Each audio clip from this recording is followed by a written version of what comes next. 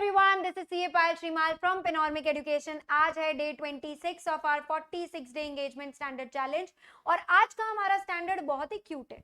ऐसे 505 external confirmation. ये क्या होता है ना कि भाई ऑर्गेनाइजेशन के अंदर के लोग तो बड़े झूठे होते हैं।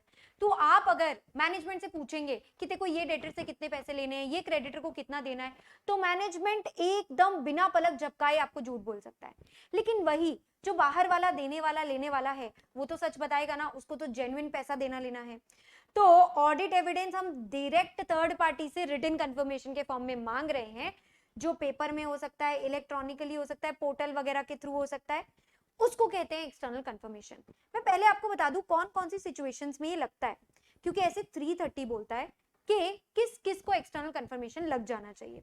तो देखो, बैंकर्स इसे मांग सकते हैं, अकाउंट रिसीवेबल यानी डेटर्स, पेबल यानी क्रेडिटर्स, स्टॉक टाइटल डीड्स जो थर्ड पार्टी के पास पड़ी है वो ढंग से उनके पास पड़ी है कि नहीं, वो सब बातें, लेंडर जो लोन देता है, इनसे अमाउंट की बात तो आप कर ही सकते हो, पर अकाउंट बैलेंस के साथ साथ कभी कभी हम टर्म्स भी कंफर्म करते हैं। जैसे लेंडर से मैं रिस्ट्रिक्टिव कोवेनेंट्स या टर्म्स ऑफ अग्रीमेंट भी पूछ सकती हूँ, कितना परसेंटेज ब्याज चल रहा है, क्या गिरवी रखा है, कितने सालों में चुकाना है, all this also I can ask. अब गाइस ध्यान से समझते हैं, ये आस्किंग आस्किंग जो हम खेलते हैं ना, ये दो प्रकार की कंफर्मेशन रिपोर्ट्स में होता है। एक होती है आपकी पॉजिटिव कंफर्मेशन रिक्वेस्ट, एक होती है नेगेटिव। पॉजिटिव में क्या सिचुएशन है कि सामने वाले को रिप्लाई करना ही करना है, मतलब अग्री कर ले तो भी, डिसअग्री कर ले तो भी।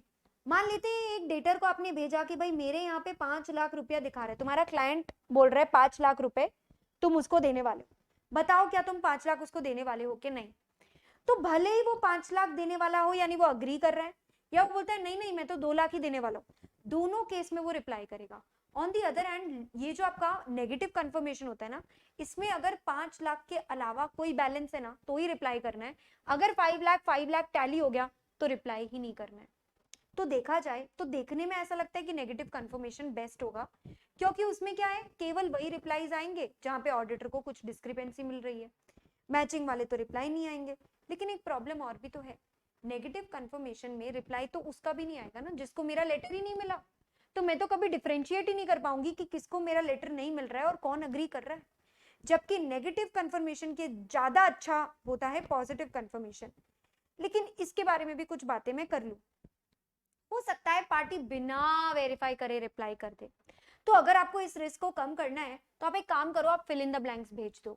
आप सामने वाले डेटर क्रेडिटर को कहो तू ही भर के दे, और क्या सेटिस्फेक्शन मिलेगी अगर उसने वही अमाउंट भर के दी जो हमारी बैलेंस शीट पीएनएल में दिख रही है हमको। तो इसका भी एक रिस्क है, जब आप इतनी डिटेल फिल कराने वाला काम करोगे ना, सामने वाला रिप्लाई नहीं करेगा आपको, क्योंकि जब ज्यादा डिटेल मांगते हैं तो सामने वाला रिप्लाई करने से मना कर देता है, तो लोअर रिस्पॉन्स रेट आती है। अब अगर मैं नेगेटिव कंफर्मेशन की बात करूं, इसका तो बड़ा लिमिटेड यूज है, क्योंकि ये कम परसुएसिव एविडेंस देता है। मत यूज करिएगा जब तक के रिस्क कम ना हो। अगर रिस्क कम है, कंट्रोल ढंग से चलते हैं, तो ये यूज कर सकते हो। पॉपुलेशन बहुत बड़ी है और छोटे छोटे बहुत सारे डेटर क्रेडिटर है, तो यूज कर सकते हो। गलती मिलने की संभावना बहुत कम है, तो यूज कर सकते हो। और ऑडिटर को कोई ऐसी जानबूझ के बात तो नहीं पता है, ऑडिटर सोच तो नहीं रख रहा है कि कोई भी जानबूझ के मेरी रिक्वेस्ट को डिसरिगार्ड करेगा। जब उसको ये सब चीजें पता होगी तब वो नेगेटिव यूज करेगा, वरना वो पॉजिटिव यूज करेगा। अब पॉजिटिव कंफर्मेशन भेजने का जो पूरा प्रोसेस है, मैं आपको फटाफट वो बता देती हूँ। सबसे पहले ये सोचो क्या पूछना है, बैलेंस कंफर्म करना है या टर्म्स। फिर ये पूछो कि किससे पूछना है, बहुत सारे डेटर्स, बहुत सारे क्रेडिटर्स, बहुत सारे बैंकर्स हो सकते हैं, तो हमेशा एक नॉलेजेबल इंसान से पूछना जो रिलेटेड ना हो, क्योंकि अनबायस थर्ड पार्टी से पूछने का ऑब्जेक्टिव ही ऑब्जेक्टिविटी है। अगर वो आदमी ही ऑब्जेक्टिव नहीं निकला तो फायदा क्या हुआ, रिलेटेड पार्टी निकला तो वो तो क्लाइंट की तरफ से बोलेगा। और सामने वाला विलिंग एंड एबल भी होना चाहिए। कभी कभी पार्टीज विलिंग नहीं होती क्योंकि वो रिस्पॉन्सिबिलिटी नहीं उठाना चाहती, महंगा हो सकता है, समय ज्यादा लग रहा है रिप्लाई करने में, उनको लगता है कल को मेरे पे केस ठोक दिया, लीगल लायबिलिटी आ गई तो कौन जवाबदारी देगा। इसके अलावा डिफरेंट करेंसी में अगर ट्रांजैक्शन हो रहा हो तो उसको कन्वर्ट करने में भी आलस आएगा। रिस्पॉन्डिंग उनके कल्चर का डे टू डे का पार्ट ही नहीं होता। तो ये सब केसेस को ध्यान में रखते हुए कभी कभी पार्टी रिप्लाई नहीं करेगा, तो आपको ये देखना है कौन सी पार्टी नॉलेजेबल है, विलिंग एंड एबल है और ऑब्जेक्टिव है। ये तीनों बातें ऐसे 330 में दे रखी है। तो ये वाला पार्ट और ये वाला पार्ट ऐसे 330 में दे रखा है। भले ही मैं अभी आपको 505 पढ़ा रही हूँ, पर उसके रिलेवेंट 330 वाला पार्ट भी हम उसके साथ ही कवर कर लेते हैं। अब क्या पूछना था, किससे पूछना था, ये कंफर्म हो गया। तो फाइनली डिजाइन करो रिक्वेस्ट, ढंग से एड्रेस करो सामने वाले को, और बच्चों भिजवाना मैनेजमेंट के थ्रू, वरना कोई आपको रैंडमली रिप्लाई नहीं करेगा। लेकिन जब रिप्लाई मंगवाओगे तो डायरेक्टली खुद के पास ही मंगवाना किसी भी हालत में, मतलब भिजवाओगे उनके थ्रू पर मंगवाओगे डायरेक्टली खुद के मेल पर, वरना अगर डायरेक्टली रिप्लाई मैनेजमेंट के पास गया तो मैनेजमेंट तो उसको मैनिपुलेट कर सकता है।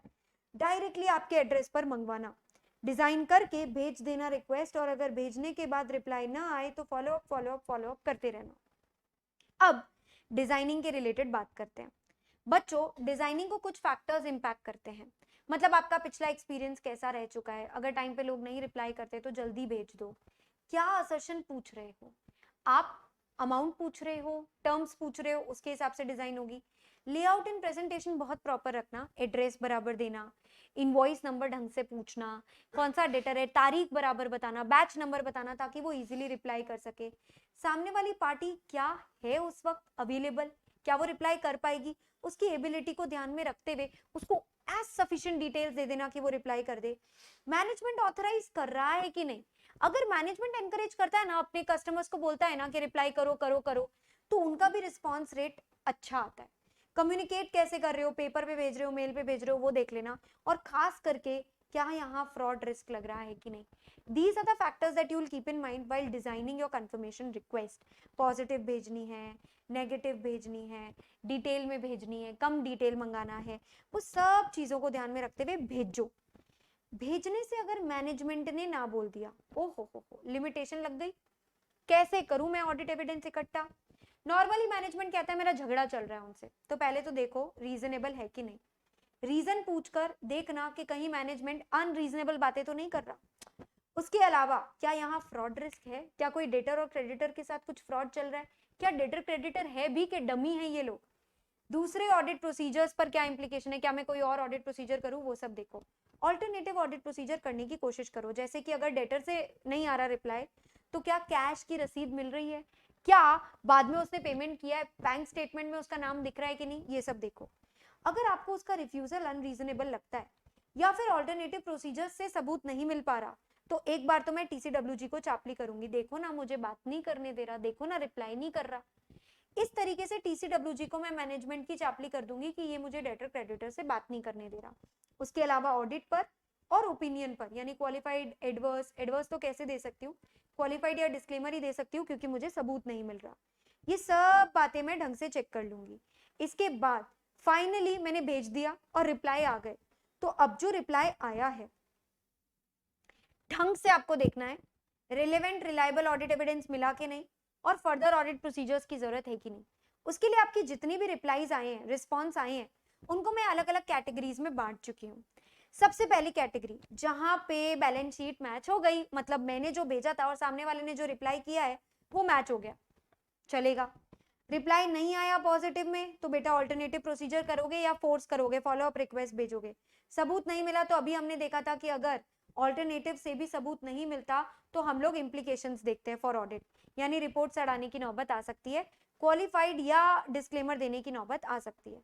अगर सामने वाले की रिलायबिलिटी पर मुझे डाउट है और सबूत इकट्ठा करूंगी, श्योर पता चल गया अनरिलायबल है, तो देखो यहीं पर हमने देख लिया था वैलिडिटी और रिलायबिलिटी। अगर मुझे रिलायबल नहीं लगता है तो फ्रॉड रिस्क या nature timing extent of other audit procedure पे क्या इंप्लीकेशन है मैं वो देखती हूँ। क्या मुझे और काम करना चाहिए, क्या ये फ्रॉड रिस्क है, क्या मेरा रिस्क ऑफ मटेरियल मिसस्टेटमेंट बढ़ने की वजह से मेरे को और ऑडिट प्रोसीजर्स करने चाहिए इसी सेम डेटर पे। और अगर बाई चांस मजा ही आ गया, रिप्लाई में मटेरियल मिसस्टेटमेंट आ ही गया, डेटर ने कह ही दिया कि नहीं उसे 5 लाख नहीं देने, उसे तो सिर्फ 2.5 लाख देने, तो इन्वेस्टिगेट करना पड़ेगा हमें मटेरियल मिसस्टेटमेंट को। एक्सेप्शन किसे कहते हैं, जब इंफॉर्मेशन रिक्वेस्टेड और इंफॉर्मेशन प्रोवाइडेड में डिफरेंस हो, जैसे कि मैंने 5 लाख मांगा था उसने 2.5 लाख बताया, तो ये मटेरियल मिसस्टेटमेंट को मुझे और इन्वेस्टिगेट करना पड़ता है। इसके साथ आपका खत्म होता है यहाँ पर ऐसे 505। मिलते हैं कल नेक्स्ट स्टैंडर्ड के साथ। All the best, bye bye, take care.